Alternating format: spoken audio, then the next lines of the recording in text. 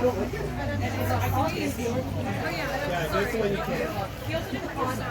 glass of wine while we're out here as well, then I will take you through the distillery. I'll show you how we make our whiskey here, and from there we're going to do a whiskey tasting followed by an ice wine tasting. So if you've never had ice wine before, now is your chance. I know we live in the age of social media and online reviews, so if you enjoyed today's tour, my name is Ken, and if you don't, my name is Gord. Loonie, underneath center ice.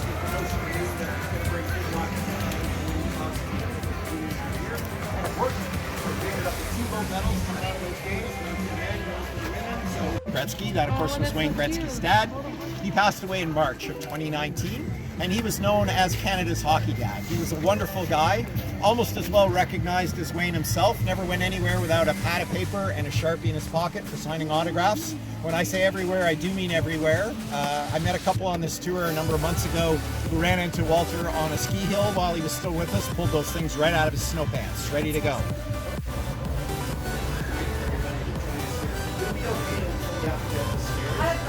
And then what we'll do is we'll leave your wheelchair down at the bottom. You should be able to get to it. I know. Once we go through the door, it's hard to find us.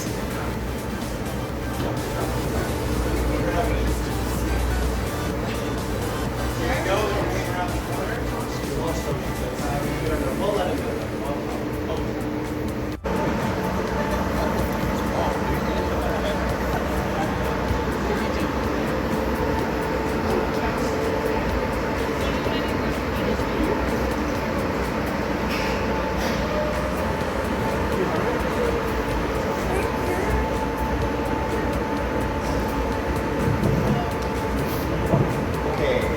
So, once we have our distilled beer in these big tanks, as I mentioned, we are going to start pumping that through the still. That's the distillation process.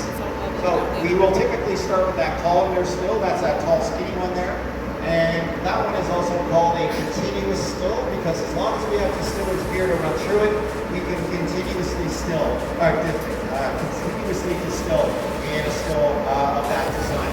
The way it works is we pump the distiller's beer into the very top, and from the bottom we inject steam. So as the distiller's beer works its way down, the steam meets it on its way up, causes the alcohol that is already present in the distiller's beer to evaporate. Alcohol evaporates at a lower temperature than water, so it comes right out of the distiller's beer, and it condenses against plates that are found behind each one of those little windows on the side that kind of look like portholes on a ship. That allows the whiskey maker to draw it off. Where it ends up is in that little cylinder that you can probably see down there with the silver cap and the 99 logo on the side. From there, we pump it directly into one of these big silver cubes that you can see sitting on the floor. That is how we transport it to our Barrel Lake facility, which is just over in Grimsby. If anyone knows where the 40 Creek factory is in Grimsby, then you know where the Peller factory is too. It's just down the street from there. We can get up to 65% alcohol by volume in the column still if we want to.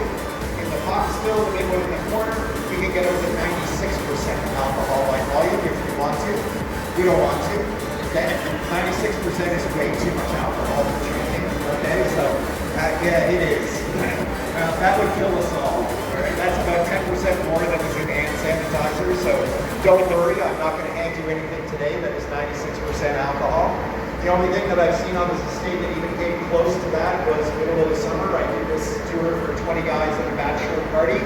Showed up in their limousine 4 o'clock in the afternoon. It was pretty obvious that this was not their first stop of the day. And I am convinced that every single one of those guys, preferably that the column still. We do one batch at a time in there, but it is a big batch because that tank will hold 3,000 liters of distiller's beer. So they will fill that up, and then what happens naturally is the things that we don't want in our whiskey either float to the top or they sink to the bottom. They heat that still from below, so as it rises, what we get is something called the head, the heart, and the tail of the whiskey. The head is all that stuff that is floated to the top. That's what comes through the still first. Our whiskey maker will draw that off and dispose of it. The heart is what he really wants, and that's what comes next. That represents about 65% of the volume of that tank. He will draw that off and keep it. And then the tail is all the junk that will settle to the bottom, like the head, drawn off and disposed of.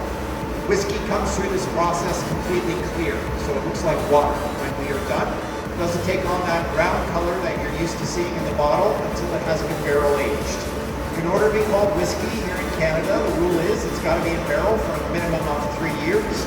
But what we do at Gretzky is we go beyond that. So we will take it out of its initial barrel after that first 3 years worth of aging and put it into one of our barrels that we've used for something else. So for example, our red cask whiskey spent an extra 99 days in a barrel that used to contain red wine. I know.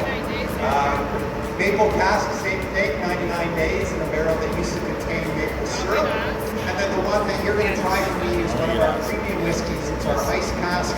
That one has spent that extra 99 days in an ice wine barrel. So you're going to get a hint of sweetness from the ice wine in that whiskey. One of the whiskey companies in the world that finish a whiskey in an ice wine barrel. Okay, I'm going to have everybody make.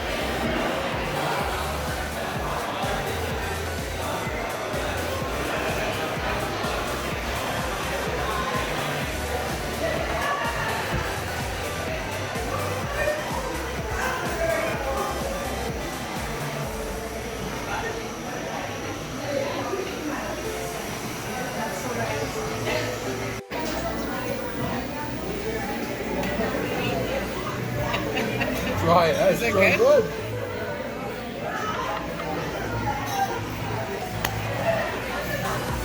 Thank you.